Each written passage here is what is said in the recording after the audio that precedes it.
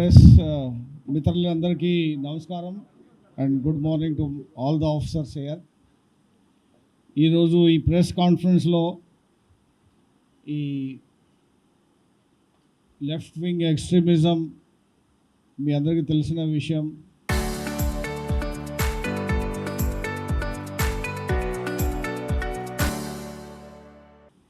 Central government ఒక promise చేశారు, 31 March లోపల ఇది మొత్తం ఒక కన్క్లూజన్కి ఒక ఎండ్కి తీసుకొస్తాము. ఈ క్రమంలో లాస్ట్ 1.5-2 ఇయర్స్లో ఆంధ్రప్రదేశ్లో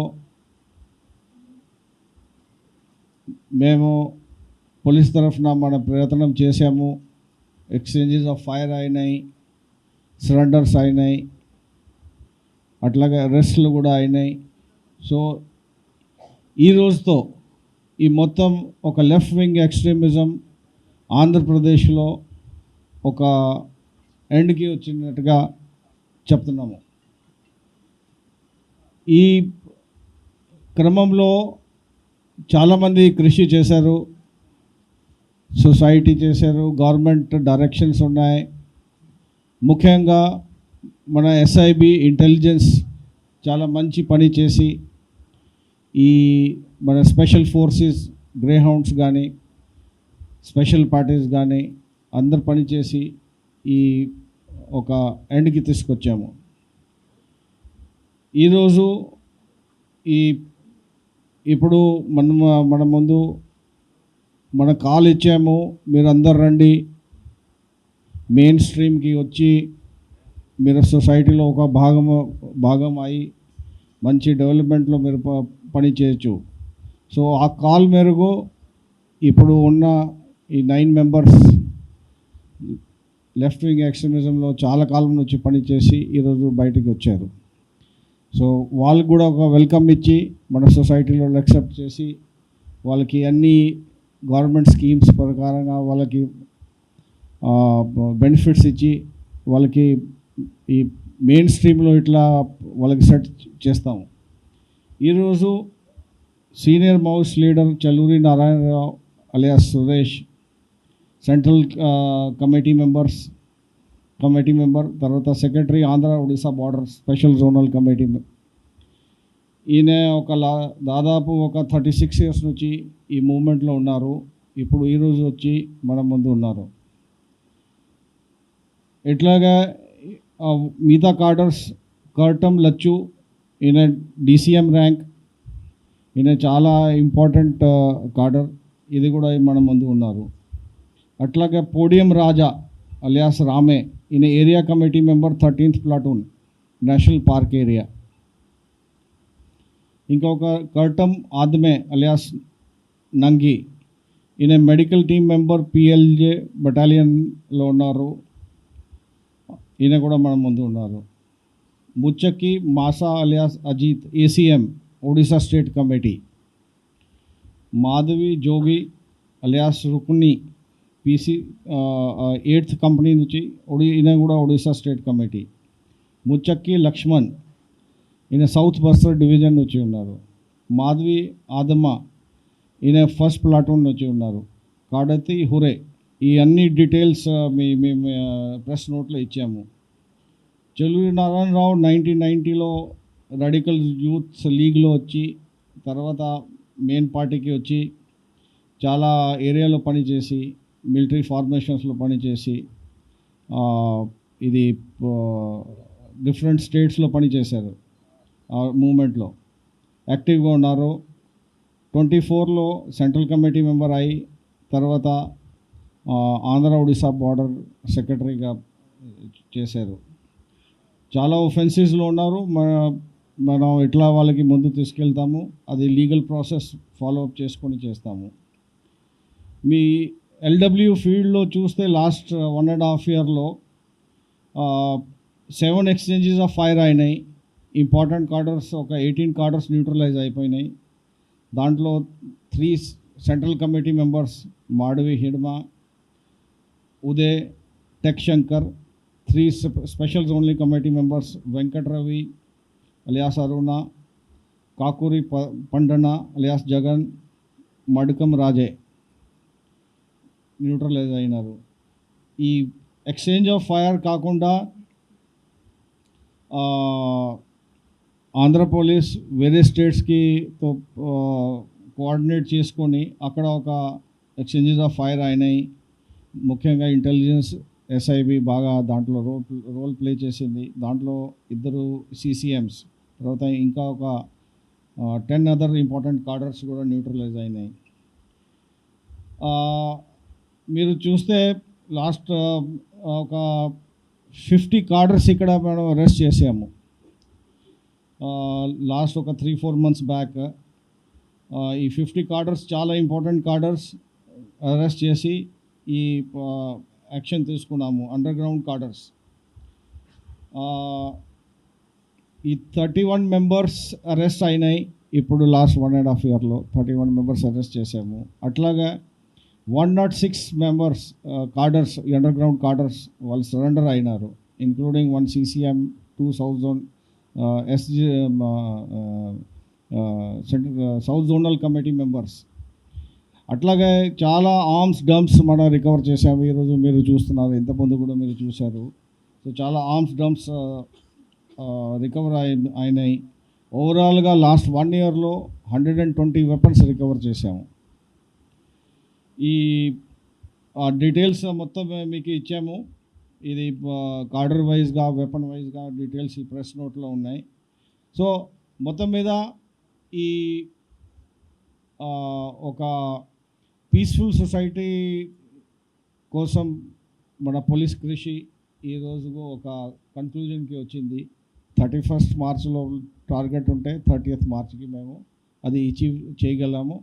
so congratulations to AP police and పర్టికులర్గా ADG intelligence, ADG law and order ఎక్కడ ఉన్నారు, ఎస్ఐబి చీఫ్ ఎక్కడ ఉన్నారు, అందరికీ కంగ్రాచులేషన్స్, ఆర్టీఎస్ కంగ్రాచులేషన్స్. అండ్ మీ సహకారం కూడా ఉంది దాంట్లో, మీ సహకారం చాలా ఉంది.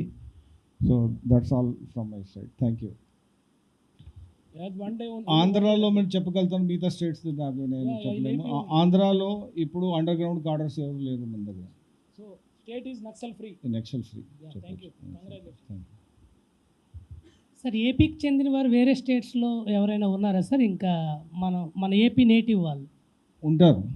ఇంకెంతమంది ఉండొచ్చు వాళ్ళు? నేను నెంబర్ చెప్పలేను, ఉంటారు. ఓన్లీ 1 or 2 members ఉన్నారు. వాళ్ళు కూడా మోస్ట్లీ ఛత్తీస్గఢ్, మహారాష్ట్ర ఆ ఏరియాలో చేస్తున్నారు. అండ్ చాలా సంవత్సరం నుంచి మన దగ్గర చేయట్లేదు. So as of now we can say మన దగ్గర పని చేస్తున్నాడు, లేకపోతే ఆంధ్ర ఒడిస్సా బార్డర్ కమిటీలో, ఆంధ్ర కమిటీలో ఉన్నవాళ్ళు ఇప్పటి వరకు ఎవరు లేరు. Sir, what about Ganapathi sir?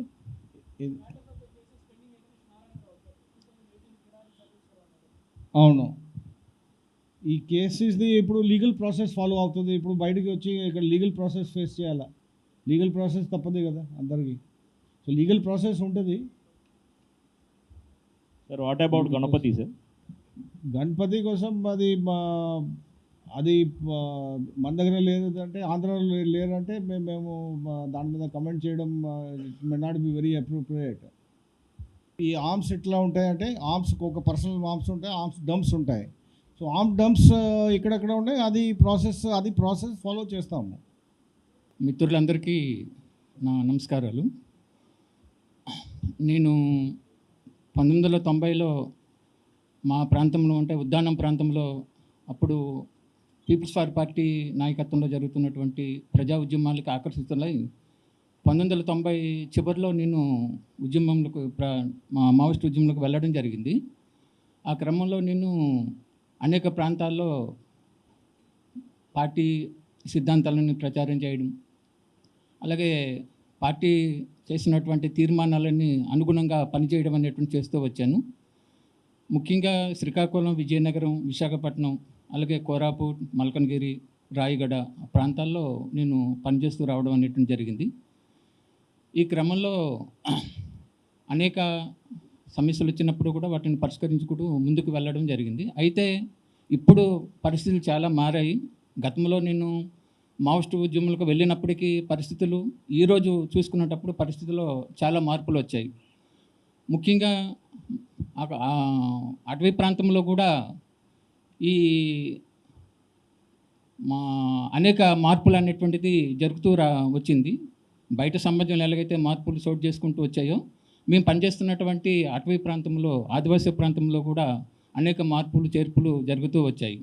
ముఖ్యంగా ప్రభుత్వాలు ప్రవేశపెడుతున్నటువంటి అభివృద్ధి సంక్షేమ కార్యక్రమాలు ఈరోజు గ్రామీణ ప్రాంతాల వరకు కూడా వెళ్ళడం అనేటువంటిది ఒకటి మనకు అక్కడ కనిపించినటువంటిది. అలాగే మారినటువంటి పరిస్థితుల్ని పార్టీ ఎప్పటికప్పుడు దాన్ని అప్డేట్ కావడంలో కూడా పార్టీ వైపు నుంచి వైఫల్యం అనేది ఉంది. ఎప్పుడైతే మారిన పరిస్థితికి అనుగుణంగా పార్టీ తన సైద్ధాంతిక రాజకీయ స్థాయిని పెంచుకోవడం, దానికి అనుగుణమైన ఎత్తుగడలు రూపొందించుకోవడం, దానికి అనుగుణమైనటువంటి నిర్ణయాలు చేస్తూ ముందుకెళ్ళడం ద్వారానే ఆ ఉద్యమం అనేది ముందుకు వెళ్ళేది. కానీ పార్టీ తీసుకున్నటువంటి నిర్ణయాలన్నీ కూడా అవి వాస్తవ పరిస్థితులు సంబంధం లేనటువంటి పద్ధతుల్లో ఆ నిర్ణయాలు అనేటువంటిది ఉంటూ వచ్చాయి. దాని మూలంగా ఈరోజు మావోయిస్ట్ ఉద్యమం అనేటువంటిది మన ఏఓబలనే కాదు, మొత్తం దేశవ్యాప్తంగా కూడా మావోయిస్ట్ ఉద్యమం అనేటువంటిది ఈరోజు కనుమరుగై పరిస్థితి అనేటువంటిది వచ్చినటువంటిది. దీనికి ప్రధాన కారణం మావోయిస్ట్ ఉద్యమం అనేటువంటిది ఈరోజు తనకు అప్డేట్ కాకలేకపోవడం, పరిస్థితులకు అనుగుణంగా అప్డేట్ కాకలేకపోవడం అనేటువంటిది మెయిన్ కారణం. కాబట్టి ఈ పరిస్థితుల్లో నేను ఇంకా సాయుధ పోరాటాన్ని అనేటువంటి వైపు కాకుండా సాయుధ పోరాటాన్ని వదిలిపెట్టి జనజీవన సంస్థలో కలిసి ప్రజాస్వామ్యబద్ధంగా నా కార్యాచరణ కొనసాగిద్దాం అనేటువంటిది ఆలోచనతోనే మన ఏపీ పోలీసుల ఎదుట వచ్చి లొంగిపోవడం అనేటువంటి జరుగుతుంది. కాబట్టి ఇక్కడ నుంచి నా కార్యాచరణ అంతా కూడా ప్రజాస్వామ్యబద్ధంలో కొనసాగుతుంది అనేటువంటిది మరొక సందర్భంగా మన మిత్రులందరికీ కూడా తెలియజేస్తూ ముగిస్తున్నాను. అంటే పార్టీ సిద్ధాంతాలు అనేటువంటిది ఎప్పటికప్పుడు అప్డేట్ కావాల్సిన అవసరం, మారుతున్న పరిస్థితులకు అనుగుణంగా పార్టీ సిద్ధాంతాల్లో కూడా మార్పులు చేర్పులు చేయాల్సిన అవసరం అయితే ఉంటుంది. అంటే మోసపోత పద్ధతులు ఎప్పుడు కూడా ఉండదు. కాబట్టి ఆ అప్డేట్ కావడంలో ఏంటంటే పార్టీ సిద్ధాంతాలు అనేటువంటి కాలేకపోయిందనమాట. దానికి అనుగుణంగానే అంటే ప్రజల్లో పరిస్థితి ఒక రకం ఉంది, మనం చేస్తున్న నిర్ణయాలు కార్యాచరణ ఒక రకంగా ఉండడంతో ఏంటంటే వాళ్ళకి మేము అట్రాక్ట్ చేయలేకపోయాం. దాని మూలంగా ఏంటంటే మొత్తం ఉద్యమం అనేటువంటి దెబ్బతిన్నటువంటి కారణం అనేది నేను మీరు పార్టీ సిద్ధాంతాల ప్రకారం కొంతమందిని చంపారు, మరి వాళ్ళ కుటుంబ సభ్యులకు మీరు ఏం సమాధానం చెప్తారు? అది పార్టీ సిద్ధాంతాలు అనేటువంటిది ఏంటంటే అది నా వ్యక్తిగతంగా నేను ఎవరు నాకైతే శత్రువులైతే కారు. ముఖ్యంగా ఆ రోజు కమిటీలు తీసుకున్న నిర్ణయాల్లో భాగంగా నేను అందులో పార్టీగా వన్ ఆఫ్ ది మెంబర్గా పార్టీ అయ్యానే తప్ప ఇందులో శత్రువులు కారు. అది వ్యక్తిగతంగా నేను చేసింది అయితే మీ కాదు. పార్టీ నిర్ణయాల్లో భాగంగా నేను కొన్ని సంఘటనలో పార్టిసిపేట్ చేయడం జరిగింది. అయితే అందులో మెయిన్ పాత్ర అయితే నాది కాదు, వన్ ఆఫ్ ది మెంబర్గా పార్ట్ కావడం అనేటువంటిది నా వైపు నుంచి జరిగింది. ఖచ్చితంగా కూడా సార్, ఎందుకంటే అంటే ఈరోజు ఉంటే కాదు, ఇంకా ఈరోజు ఇంకా చాలామంది కూడా ఆ రోజు తీసుకున్నటువంటి అది తప్పకుండా అది నా వైపు నుంచి అయితే అది పొరపాటు అనేది ఒప్పుకుంటున్నాను. ఇస్మా ఎన్కౌంటర్ అనేటువంటి ఎన్కౌంటర్ అనేది ఒక సంఘటన సార్. కానీ ఈరోజు పార్టీ ఇదిగా అంటే మొత్తం దెబ్బతినడానికి కారణం ఇజ్మాయిల్ సంఘటన ఒకటే కాదు, పార్టీ రాజకీయ సైద్ధాంతిక నిర్మాణ దీంట్లోనే సమస్యగా మనం చూడాలి తప్ప ఒక ఎన్కౌంటర్ ఏదో జరిగినంత మాత్రం పార్టీ భయపడి వచ్చేయడం అనేటువంటిది కాదు. ముఖ్యంగా తను తీసుకున్నటువంటి నిర్మాణ రాజకీయ ఎత్తుగడలు ఏవైతే ఉన్నాయో అవి సరైన టైంలో తీసుకోకపోవడం మూలంగా జరిగినటువంటిది. Thank you sir. మళ్ళొక సందర్భంలో మీకు అందరికీ కలిసి తప్పకుండా సార్, ఇప్పుడు గతంలో మావోయిస్టులు షెల్టర్ జోన్గా విజయవాడని ఎంచుకున్నారు, ఇప్పుడు ఉగ్రవాదులకు కూడా షెల్టర్ జోన్గా ఏర్పడింది. ఇటీవల చాలా మందిని అదుపులో తీసుకున్నారు కదా సార్. అది కరెక్ట్ ఇంటర్ప్రిటేషన్ కాదు. షెల్టర్ అంటే అది ఒక ప్లేస్కి మనం అట్లా చెప్పకూడదు. యాంటీ సోషల్ ఎవరు ఉన్నారు, ఆ ఎలిమెంట్స్ ఎవరు ఉంటారో వాళ్ళకి ఇట్లా ఈజీ అవుతుంది, ఆ ప్లేస్కి వెళ్తారు వాళ్ళు. సో అంటే ఒక ప్లేస్లో ఉండరు వాళ్ళు, అది కూడా మీరు గుర్తుపెట్టుకోవాలా. సో కాన్స్టెంట్గా మన సైడ్ నుంచి అబ్జర్వేషన్ ఉంటుంది, మన యాక్షన్ ఉంటుంది. సో ఒక ప్లేస్కి విజయవాడలో షెల్టర్ ప్లేస్ మారింది, అది కరెక్ట్ ఇంటర్ప్రిటేషన్ కాదు.